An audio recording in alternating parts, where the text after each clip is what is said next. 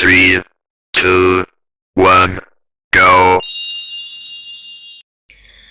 Assalamualaikum warahmatullahi wabarakatuh. Perkenalkan, saya Hanifah Salsabila Rahma dengan NIM 224821081 dari kelas 6B Farmasi. Di sini saya akan memaparkan materi teknologi bahan alam tentang ekstraksi minyak atsiri, fraksinasi dan isolasi, serta pemurnian dan komputasi bahan alam. Minyak atsiri adalah zat berbau yang terkandung dalam tanaman. Minyak atsiri juga disebut dengan minyak esensial karena memiliki bau khas dari tanaman asalnya. Ciri-ciri utamanya itu senyawa yang berwujud cair atau liquid pada suhu ruang dan mudah menguap atau terbang yang disebut dengan senyawa volatil. Metode ekstraksi minyak atsiri yang pertama itu ada destilasi. Untuk kelebihannya itu teknologinya sederhana, waktunya cepat dan pemisahannya mudah. Kelemahannya itu senyawanya rusak karena menggunakan panas. Yang kedua ada press, kelemahannya itu waktu lebih lama, pemisahannya lebih sulit. Kelebihannya teknologi sederhana dan senyawa tidak rusak karena panas. Yang ketiga ada pelarut organik. Tahapannya itu ada persiapan, ekstraksi, dan pemisahan. Kelemahannya itu pemisahan lebih sulit, teknologinya mahal. Kelebihannya itu waktu cepat, senyawa tidak rusak karena panas. Yang keempat ada enfluoresi. Kelemahannya itu pemisahan lebih sulit dan waktunya yang lama. Kelebihannya itu teknologinya sederhana serta senyawanya tidak rusak karena panas. Yang kelima ada maserasi lemak panas. Kelemahannya itu pemisahan lebih sulit, waktunya lama, dan senyawanya yang rusak karena panas. Kelebihannya teknologinya sederhana. Fraksinasi dan isolasi. Fraksinasi atau berasal dari kata fraction atau bagian. Secara harfiah itu diartikan sebagai mekanisme untuk memilah-milah atau memisahkan suatu kumpulan atau kesatuan menjadi beberapa bagian atau proses pembagian kelompok. Tujuannya itu untuk mendapatkan fraksi atau bagian tertentu dari suatu ekstrak yang merupakan fraksi aktif. Selanjutnya itu melakukan isolasi pemisahan suatu senyawa metabolit sekunder. Metode fraksinasi itu yang pertama ada ekstraksi cair-cair, yaitu dengan peningkatan polaritas, ketidakcampuran antara dua komponen pelarut yang digunakan dan dapat diprediksi senyawa terlarutnya. Yang kedua itu ada kromatografi, partisinya itu like dissolved like, terus terjadi penukaran ion, ada cation exchange dan anion exchange. Pada kromatografi itu ada eklusi, yaitu berdasarkan ukuran molekul. Molekul besar tidak bisa masuk ke pori-pori gel, sehingga ia keluar lebih dahulu. Molekul kecil itu masuk ke pori-pori gel, tertahan lebih lama dan keluar belakangan. Eklusi, contoh aplikasi eklusi itu ada pemisahan protein berdasarkan ukuran molekul, memurnikan polisakarida atau asam nukleat, dan menentukan berat molekul protein. Selanjutnya itu afinitas, berdasarkan ikatan spesifik antara molekul target dengan ligand tertentu, contohnya enzim dengan substratnya, antibodi dengan antigen, dan reseptor dengan ligand. Contoh aplikasinya itu isolasi protein rekombinan dengan tag, misalnya His-tag dengan kolom Ni2+, purifikasi enzim, antibodi, hormon, atau faktor pertumbuhan. Kromatografi lapis tipis, prinsip kerjanya itu memisahkan sampel berdasarkan perbedaan kepolaran antara sampel dengan pelarut yang digunakan dengan menggunakan lapis tipis pada lempeng kaca, logam, dan lain-lain. Terdapat dua fase, itu fase diam atau adsorben dan fase gerak yaitu eluen. Kromatografi itu kegunaannya itu untuk pengecekan yang cepat terhadap komposisi campuran untuk menentukan kondisi percobaan dari kromatografi kolom untuk mengetahui kesempurnaan suatu reaksi. Untuk identifikasi obat, ekstrak tanaman, preparat biokimia, mendeteksi kontaminan, dan pemalsuan.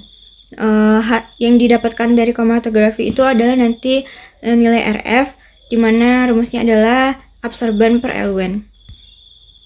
Isolasi komponen campuran,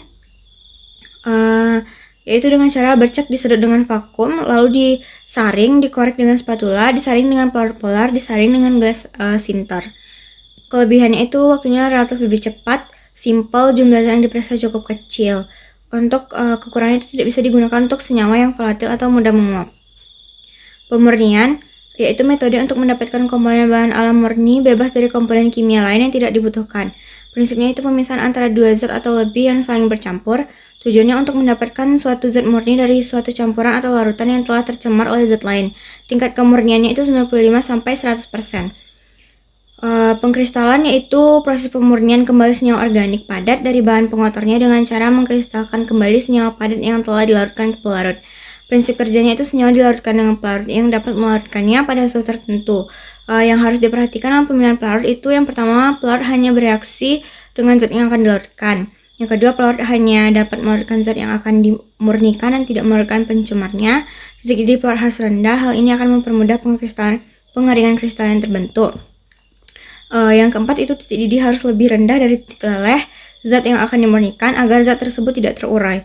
Kelebihannya itu dapat memberikan daya larut yang cukup besar antara zat yang dimurnikan dengan pengotornya, tidak meninggalkan zat pengotor pada kristal, zat pengotor mudah dipisahkan dari kristal, dan metode pemisahan campuran cair padat yang paling baik adalah metode rekristalisasi. Kekurangannya, larutan yang dipisahkan harus memiliki daya larut yang lebih besar. Jika tidak, maka zat yang dimurnikan akan susah dipisahkan. Berikut adalah alat dan fungsinya. Untuk pengkristalan itu ada beker gelas untuk menampung pelarut yang cocok untuk zat akan direkristalisasi, terus hot plate untuk pemanasannya, dan bed untuk membantu proses pemanasan. Selanjutnya ada dekantasi, proses pemisahan campuran berdasarkan sedimentasi dan penuangan langsung atau pemindahan pada wadah lain. Prinsip kerjanya pemisahan campuran berdasarkan gaya gravitasi. Cairan yang lebih bersih dihitung ke kontainer sehingga didapatkan cairan yang bersih. Temperatur dan pelarut yang digunakan itu harus memiliki perbedaan massa jenis. Berikut alat dan fungsinya.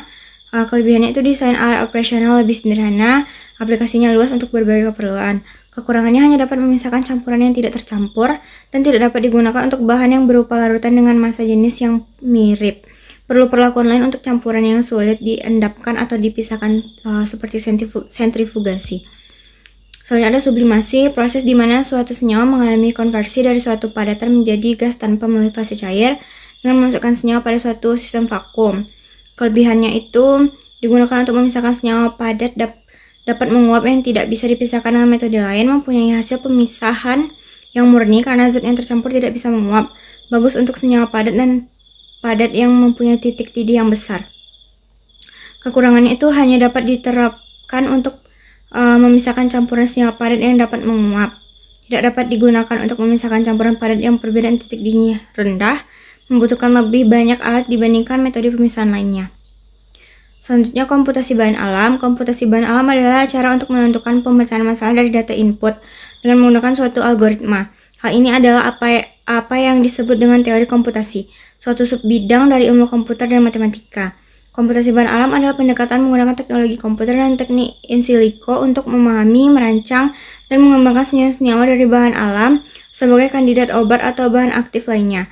Penelitian ini sangat penting dalam farmasi dan kimia medis karena mempercepat proses screening dan efisiensi pengembangan obat.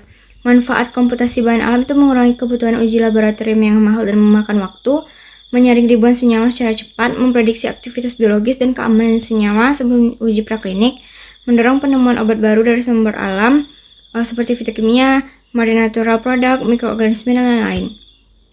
Berikut adalah contoh dari komputasi bahan alam. Sekian materi yang dapat saya paparkan. Terima kasih. Assalamualaikum warahmatullahi wabarakatuh.